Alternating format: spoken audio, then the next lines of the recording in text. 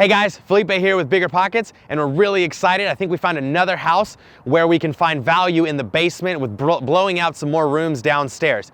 So before that though, why don't you hit the like button, hit the subscribe button, and leave us a comment with any questions you have that we can answer in regards to these properties. Let's go inside.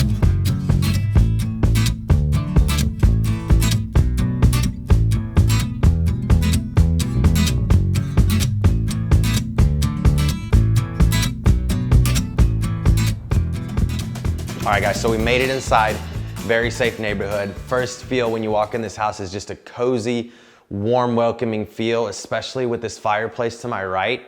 And these arcs that you see here gives it a very Spanish style feel. I love that the windows are very large. It gives you a lot of open and sunlight coming in. It just gives you a very cozy, warm feeling when you first walk into this property. Definitely interested. Let's move to the kitchen. So as soon as you walk into this kitchen, the very first thing that I see is these really nice countertops. These reds, these dark reds on the counters actually, they give you a really Spanish style feeling. Some of these tiles are really nice as well. Looks like we have a brand new microwave up here and a very efficient refrigerator. So these are good things because I can tell that the seller took care of the property and cared what was in here. All right guys, as we move through the house, it still has that real cozy, nice feeling, that warmness that we like to get in a house. Really good for renting. What I like about this house so far is that it's really open in a small space. That makes sense in that the rooms are large and the hallways are a little smaller, but it still has that good feeling, right? So this upstairs is only a 2-bedroom, but I would probably rent it to one family so that I can rent the downstairs to a separate family, a very duplex style home. And this is great for that because it has a very large living room, 2 large bedrooms, but smaller quarter spaces like the hallways and stuff. But even the dining room is large, including the kitchen. So I really think that this is a great home for like a 3 to 4 person family. Okay, so initially walking down here, it keeps that real cozy feeling from upstairs. The only thing that I don't like about this downstairs is the ceilings are kind of low. I would have liked them a little bit higher, but that's okay. Most people, that's gonna be the last of their concerns. Aside from that, this is a 4-bedroom, 1-bath home downstairs. This is really nice as a separate dwelling from the upstairs, which would create, like I said, a very duplex style setting. So the only problem that I do have down here though, is that everything's already been done. So I don't see a lot of value add. It's more of a turnkey property for what I do, but I guess let's take a look and let's find out. Okay, so we've made it downstairs. We like this room. Now right away though, the unfortunate part is that I see this panel right inside the bedroom. And that's a problem because if there's any issues in the house, if the water heater goes out, we have to bother these tenants to get into this. This is typically done in the hallway or somewhere downstairs that's very accessible where you don't have to bother the tenants. Now, another issue that I see right away is there's no window here from the wall, so this is actually not considered a true bedroom. We will use it as such, but I would have to blow out a window there. All right, guys.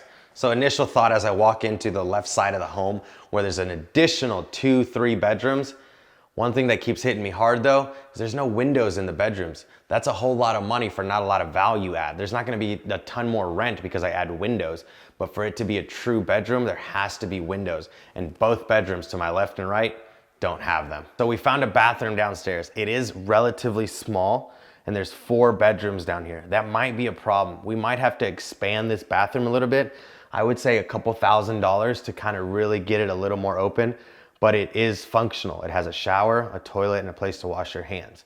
So it is a true bathroom. I'm just gonna have to expand a little bit. Running the numbers is gonna tell us whether this is worth it or not. So walking into the final bedroom downstairs, I finally see a window, right? I can finally see the light at the end of the tunnel. 1 true bedroom in this whole house downstairs. Not a huge problem, but definitely about $15,000 worth of work just to add 4 windows.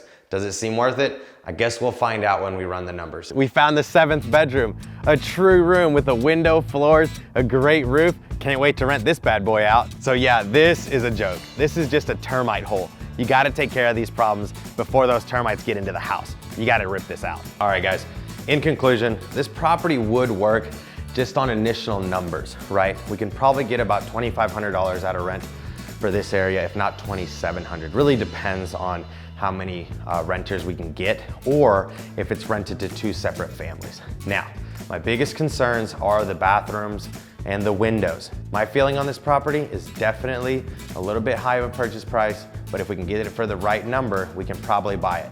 Why don't we head back to my office and let's run the numbers. All right, we made it back, and let's jump right into the numbers. Let's make sure that this property is going to work financially, as well as with the room sizes and all that fun stuff. As you remember, it is a very turnkey property. It's ready to rock and roll. But if the numbers don't make sense, it's not worth it. Don't get attached. So let's get into it.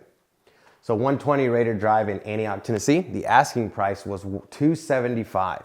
I think that's a little bit over market value. And after doing a little bit of research, we found out that the market value for this property is $217. That's how hot the market is right now. People are overpaying for properties. That's already a red flag for me. Let's keep going. All right, so the offer price that we're gonna submit is $220. And if we can get it for that price, then I think the numbers will work. That's very low ball offer, but I'm not afraid to make those, and you shouldn't either. So we don't know if the offer price is gonna get accepted, the closing and the purchase, we're not sure. Once we know if they've accepted our offer, or at least a counter, we can run more accurate numbers. But for now, let's run them at $220, which is what we offered. Okay, so the purchase price, if they take the $220, this is what it's gonna look like. We're gonna put $44,000 down at 20%. We are going to have a loan of $176. We're gonna have a 4.5 interest rate, which is what it's going for right now. And hopefully, if they accept our offer, the numbers might work. Let's keep going. Our total monthly payment after running a little bit of the numbers is about $1,074.77. Remember, that's only if they accept our purchase price at $220. The monthly principal is gonna be $891, our monthly taxes is $108, and our insurance is $75. Now, all that you can find online, it's very simple. Your insurance payment is as simple as calling your local insurance company to make sure that you can get the best numbers. The lease upstairs would be $1,200. As you remember, the way that the house is turnkey, I would be able to rent it the moment we close. So $1,200 upstairs is probably gonna cover all my expenses and then leave me a little bit. $125 in reserve just to have the upstairs, I think is okay. But let's talk about the downstairs, and that's where the real cash flow is. If you remember, there was plenty of bedrooms, already a bathroom, and we would be able to cash flow if we were able to rent the downstairs for $1,350. Because it's turnkey, there'd be no other money out of pocket for myself.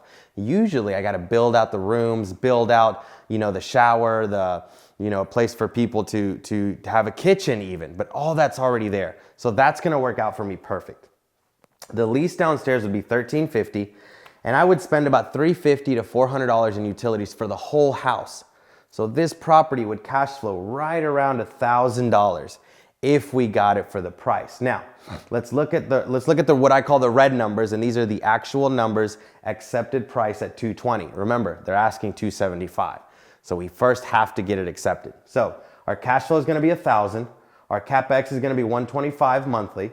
Our monthly cash reserves is gonna be $100. We're gonna take the cash reserves out of the cash flow, which is gonna leave me with $900 in total cash flow. If I partner on this deal, that's only gonna leave me $450 and my partner $450. Very tight numbers. So we have to get it at $220. That's gonna be, if we buy it or if we don't. I think with this property, we're gonna have to pass on it. The spread is too much. I doubt that they're gonna accept it. Am I still gonna offer? Yeah, I'm definitely gonna offer on it. Definitely a lowball offer, and you have to be comfortable with making those offers. But ultimately, we're probably gonna have to pass on it. All right, guys, stick around for more videos. If you like it, make sure you hit the like button, leave us a comment if you wanna see more of these, and definitely hit the subscribe button. We'll see you on the next one. Thanks, guys.